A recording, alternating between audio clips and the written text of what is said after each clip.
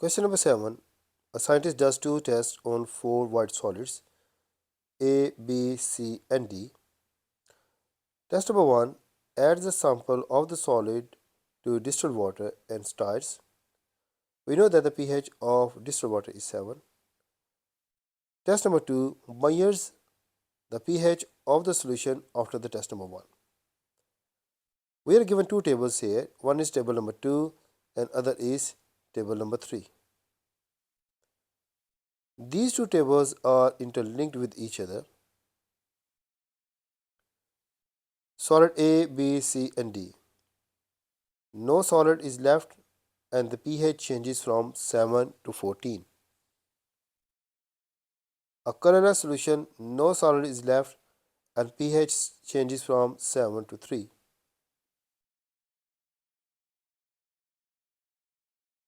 A colorless solution, solid remains and the pH changes from 7 to 9.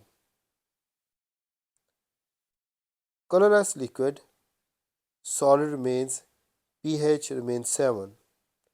pH doesn't change. The four different solids are given here: magnesium oxide, phosphorus oxide, silicon dioxide, and sodium oxide. Table number 3 shows the solubility of these four solids in water. Magnesium oxide dissolved in 100 cm³ of water, about 0.01 grams. Phosphorus oxide 52 grams. Silicon dioxide 0 grams. And sodium oxide dissolved 109 grams in 100 cm³ of water. If you look here, these two tables, table number 2 and table number 3, it is highly soluble, so it can change the pH a lot from 7 to 14. Whereas silicon dioxide doesn't dissolve, so it means the pH of the liquid or the solution doesn't change. Phosphorus oxide dissolved reasonably in water, so the pH will change quite significant. Whereas magnesium oxide dissolved 0.01 gram, so there is a very little change in the pH of the solution. We need to keep this information. The highest solubility means highest change in the pH value of the solution. So we can link all of these values here, like this one with this one. And silicon dioxide pH doesn't change. Phosphorus oxide is going to change significantly the pH. Whereas the magnesium oxide is slightly soluble, so it changes the pH a little bit. By using the table number 2 and the table number 3, we can easily find the name of the compound A, B, C, and D. The question is 7.1. It is about the substance A, B, C, and D. We need to identify them and we have to give the reason behind why we are naming compound A, B, C, and D depending upon their pH value and using the solubility table number 3. Let's see our model answer. This question is from the topic of metals and non-metals and pH scale and the neutralization. It is an AO3 question, an AO1 question, and AO2 combination question. I use table number 3 here as a sample. You can use from the page number 16. And in our model answer, we know that the pH of the distilled water is 7. The change in pH will help to identify the compound easily. If you look here, the compounds which are given here, sodium oxide, the solubility is 109, so it can change the pH very significantly. Silicon dioxide solubility is 0, so it means the pH will not change. Phosphorus oxide is quite soluble, 52, so pH will change.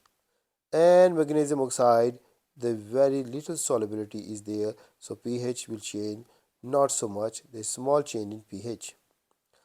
In our model answer, compound A, the pH changes from 7 to 14, showing that the compound A is strong alkali, forming a colorless solution with no solid is left in the solution. This shows the compound A is highly soluble in the distilled water. So the compound A is sodium oxide because it is highly soluble and it changes the pH from 7 to 14. Compound B.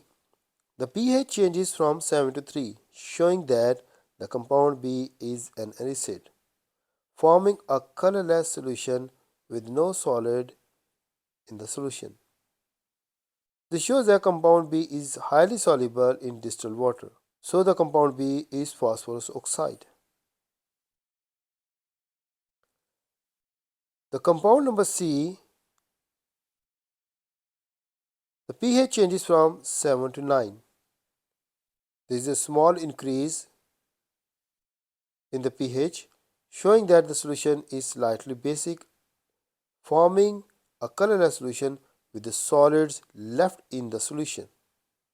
So it is not fully soluble in water, it is slightly soluble in water, and the solubility of that compound is 0.01, and the compound C is actually magnesium oxide.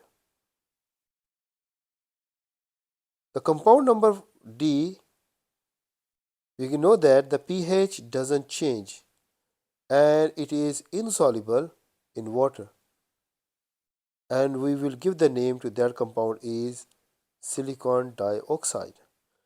So the pH of the solution doesn't change, remains 7, showing that the compound is insoluble in water. The solution is colorless with solid remains in the water. This shows the compound D is silicon dioxide.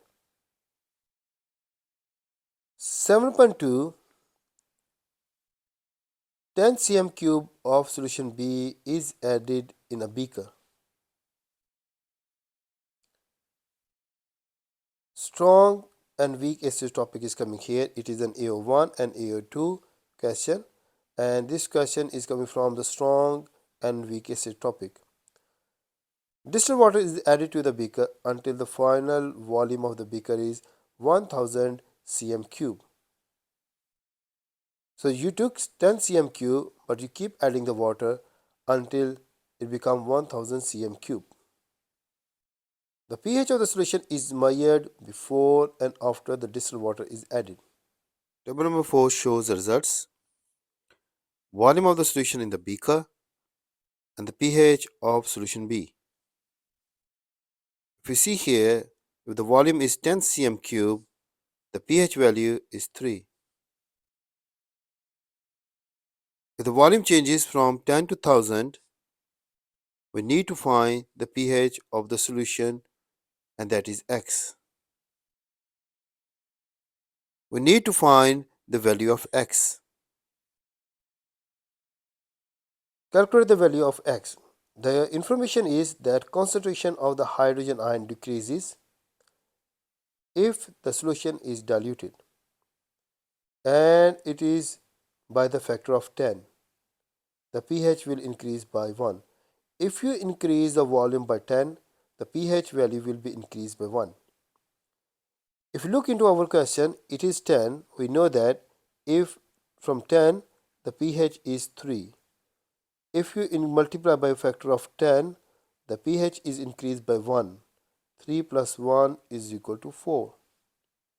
We need to apply this rule here, so it means that is 100. If we make 1000, 1000 mean 100 into 10,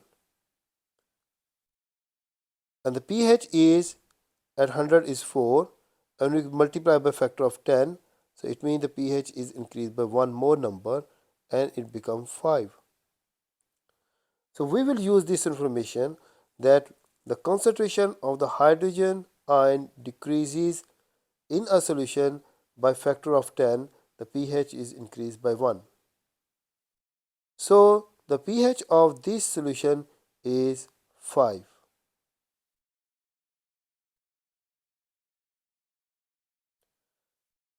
This is the key information.